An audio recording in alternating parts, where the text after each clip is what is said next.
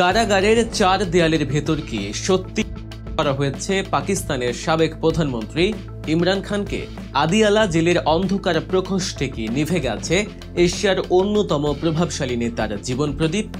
গত ৩ সপ্তাহ ধরে বহির্বিশ্বের সাথে পুরোপুরি বিচ্ছিন্ন ইমরান খান। না দেখা করতে পারছেন তার আইনজীবী, না দেখা করার অনুমতি পাচ্ছেন তার পরিবারের সদস্যরা। আর এই রহস্যময় নীরবতায় জন্ম দিয়েছে এক ভয়াবহ আতঙ্কের।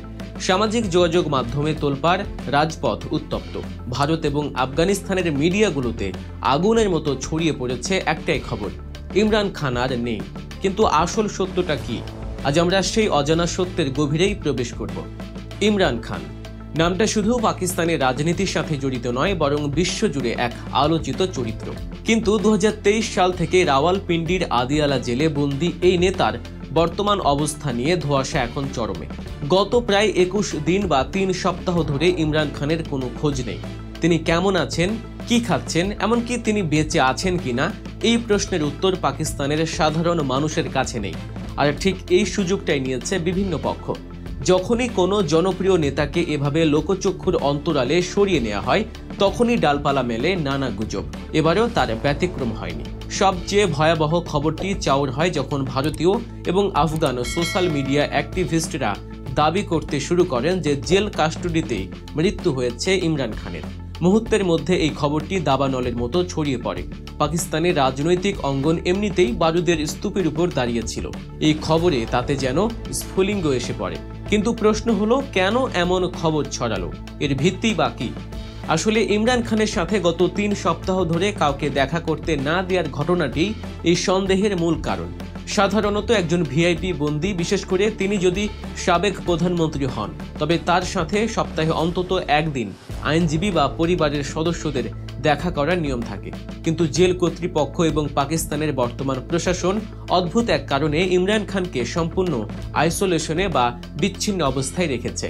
পরিস্থিতি কতটা গুরুতর সেটা বোঝা যায় আদিয়ালা জেলের বাইরের দৃশ্য দেখে। ইমরান খানের কোনো খোঁজ না পেয়ে তার ৩ বোন ছুটে গিয়েছিলেন কারাগারের ফটকে। তাদের দাবি ছিল সামান্য, শুধু একবার তাদের ভাইকে দেখতে চান, নিশ্চিত হতে চান যে তিনি সুস্থ আছেন। এটি কোনো রাজনৈতিক আবদার ছিল না, ছিল একান্তই মানবিক এবং পারিবারিক অধিকার। কিন্তু পাকিস্তানের বর্তমান প্রশাসন সেই মানবিকতার ধার ধারেনি। উল্টো জেলের সামনে শান্তিপূর্ণভাবে অপেক্ষমান ইমরান খানের বোন এবং তার দলের নারী সমর্থকদের উপর পুলিশ যে বর্বরোচিত আচরণ করেছে তা দেখে শিউরে উঠছে বিশ্ববিবেক। ভিডিও ফুটেজ এবং প্রত্যক্ষদর্শীদের বিবরণ থেকে জানা যায়, ইমরান খানের বোনদের সাথে পুলিশ অত্যন্ত অশোভন আচরণ করেছে। তাদের ধাক্কা দেওয়া হয়েছে, লাঠিপেটা করা হয়েছে এবং টেনে হিঁচড়ে প্রিজন ভ্যানে তোলা হয়েছে। ভাবা যায়, একটি দেশের সাবেক প্রধানমন্ত্রীর বোনদের সাথে প্রকাশ্য রাস্তায় এমন আচরণ করা হচ্ছে। পিটিআই বা পাকিস্তান তেহরিকি ইনসাফ দাবি করেছে, পুলিশ বিনা উস্কানিতে এই হামলা চালিয়েছে। তাদের অপরাধ ছিল একটাই, তারা জানতে চেয়েছিলেন ইমরান খান বেঁচে আছেন কিনা। এই পর্যায়ে এসে আপনাদের মনে প্রশ্ন জাগতে পারে, তবে কি গুজবের পালে হাওয়া দিচ্ছে সরকার নিজেই? ইমরান খানকে আড়াল করে রাখার পেছনে আসলে কি রহস্য? বিশ্লেষণে যাওয়ার আগে আপনাদের মনে করিয়ে দিতে চাই, আপনারা দেখছেন গল্প নিউজ। বস্তুনিষ্ঠ বিশ্লেষণ এবং ঘটনার আড়ালের ঘটনা জানতে এখনই সাবস্ক্রাইব করে বেল আইকনটি চেপে দিন। আপনাদের একটি সাবস্ক্রিপশন আমাদের সত্য প্রকাশে আরও উৎসাহিত করে। ফিরে আসি মূল আলোচনায়। ইমরান খানের মৃত্যুর গুজবটি কেন শক্তিশালী হলো, তার পেছনে একটি ভূ রাজনৈতিক সমীকরণও রয়েছে।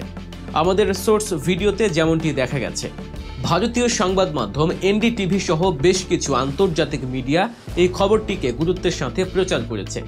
যখন প্রতিবেশী দেশ ভারত এবং আফগানিস্তানের সোশ্যাল মিডিয়ায় বিষয়টি নিয়ে তোলপাড় শুরু হয়, তখন পাকিস্তানের সাধারণ মানুষের উদ্বেগ দ্বিগুণ বেড়ে যায়। তারা ভাবতে শুরু করেন, সরকার হয়তো বড় কিছু ধামাচাপা দেওয়ার চেষ্টা করছে। বাইরের দেশের মিডিয়া যখন কোনো দেশের অভ্যন্তরীণ নেতার মৃত্যু নিয়ে কথা বলে, তখন বুঝতে হবে পরিস্থিতি সাধারণ কোনো পর্যায়ে নেই। পাকিস্তানের রাজনৈতিক বিশ্লেষকরা বলছেন, ইমরান খানের এই নিখোঁজ থাকার বিষয়টি আসলে তাকে মানসিকভাবে ভেঙে ফেলার একটি কৌশল হতে পারে।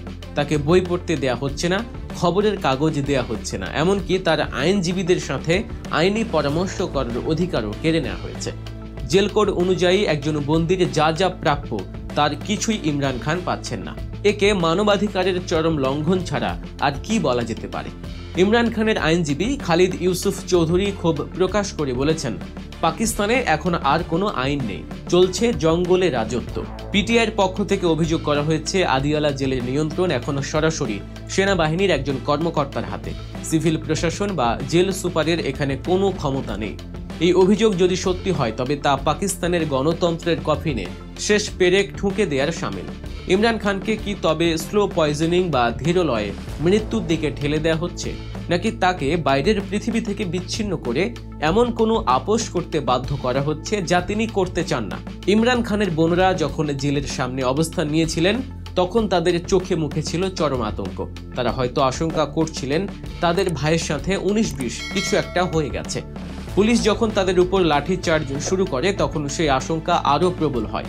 কারণ সরকার যদি সৎ হতো, যদি লুকোনোর কিছু না থাকতো, তবে খুব সহজেই জেল কর্তৃপক্ষ একটি ভিডিও বার্তার মাধ্যমে বা পরিবারের একজনকে দেখা করতে দিয়ে সব গুজবের অবসান ঘটাতে পারত। কিন্তু তারা তা করেনি, বরং তারা শক্তি প্রয়োগের পথ বেছে নিয়েছে। আর ইতিহাসের শিক্ষা হলো, যখনই কোনো শাসক গোষ্ঠী সত্য আড়াল করতে শক্তি প্রয়োগ করে তখন বুঝতে হবে ডাল মে কুছ কালা হে। এই ঘটনা প্রবাহে আরও একটি বিষয় লক্ষণীয়। ইমরান খানের জনপ্রিয়তাকে সরকার এবং এস্টাবলিশমেন্ট যতটা ভয় পায়, সম্ভবত আর কাউকে এতটা ভয় পায় না। তাকে রাজনীতির মাঠ থেকে সরাতে অসংখ্য মামলা দেয়া হয়েছে। তোষাখানা থেকে শুরু করে সাইফার মামলা কিছুই বাদ রাখা হয়নি। কিন্তু কিছুতেই যখন তাকে দমানো যাচ্ছে না, তখন কি এই বিচ্ছিন্নকরণ বা আইসোলেশন কৌশল? ভারতীয় এবং আফগান সোশ্যাল মিডিয়ার কথা কেন বারবার আসছে? কারণ পাকিস্তান রাষ্ট্রটি বর্তমানে এমন এক নাজুক অবস্থায় আছে যেখানে বাইরের সামান্য গুজবও দেশের ভেতরে স্থিতিশীলতাকে নষ্ট করতে পারে। বিরোধীরা এই সুযোগটি নিচ্ছে, তবে এর দায় পুরোপুরি পাকিস্তানের বর্তমান সরকারের। তারা যদি স্বচ্ছতা বজায় রাখত তবে বিদেশি মিডিয়া বা সোশ্যাল মিডিয়া গুজব ছড়ানোর সুযোগ পেত না। এখন প্রশ্ন হলো, আগামী দিনগুলোতে কি হতে যাচ্ছে? পিটিআই সমর্থকরা কি এই অনিশ্চয়তা মেনে নেবে? জেলের সামনে বন্দীর উপর হামলার পর প্রতিবাদের ভাষা আরও কঠোর হয়েছে। পাকিস্তানের বিভিন্ন শহরে বিক্ষোভ ছড়িয়ে পড়ার খবর পাওয়া যাচ্ছে। ইমরান খানের শারীরিক অবস্থা নিয়ে উদ্বেগ যত বাড়বে, রাজপথ তত বেশি উত্তপ্ত হবে। আর যদি সত্যি ইমরান খানের কোনো ক্ষতি হয়ে থাকে তবে পাকিস্তান এমন এক গৃহযুদ্ধের দিকে এগিয়ে যাবে যা সামাল দেয়া বর্তমান সরকারের পক্ষে সম্ভব হবে না। শেষ করার আগে একটি কথা না বললেই নয়, রাজনীতিতে মতভেদ থাকবে, ক্ষমতা লড়াই থাকবে, কিন্তু একজন সাবেক প্রধানমন্ত্রী যিনি ক্রিকেট মাঠ থেকে রাজনীতি সবখানেই দেশকে নেতৃত্ব দিয়েছেন, তার সাথে এমন অমানবিক আচরণ কোনো সভ্য সমাজ মেনে নিতে পারবে না। ইমরান খান বেঁচে আছেন এবং সুস্থ আছেন, এটাই আমাদের প্রত্যাশা। কিন্তু প্রশাসনের এই রহস্যময় নীরবতা সেই প্রত্যাশাকে ফিকে করে দিচ্ছে। আপনারা কি মনে করেন? ইমরান খানকে কি ইচ্ছাকৃতভাবে দুনিয়া থেকে বিচ্ছিন্ন করে রাখা হয়েছে, নাকি এর পেছনে আরও গভীর কোনো ষড়যন্ত্র কাজ করছে? পাকিস্তানের ভবিষ্যৎ আসলে কোন দিকে যাচ্ছে? আপনাদের মতামত আমাদের কমেন্ট বক্সে অবশ্যই জানাবেন। আমরা প্রতিটি কমেন্ট গুরুত্বের সাথে পড়ি। আজকের বিশ্লেষণ এই পর্যন্তই। ইমরান খান এবং বিশ্ব রাজনীতির এমন সব গভীর বিশ্লেষণ এবং অজানা খবর সবার আগে পেতে গল্প নিউজ চ্যানেলটি সাবস্ক্রাইব করে আমাদের সাথেই থাকুন।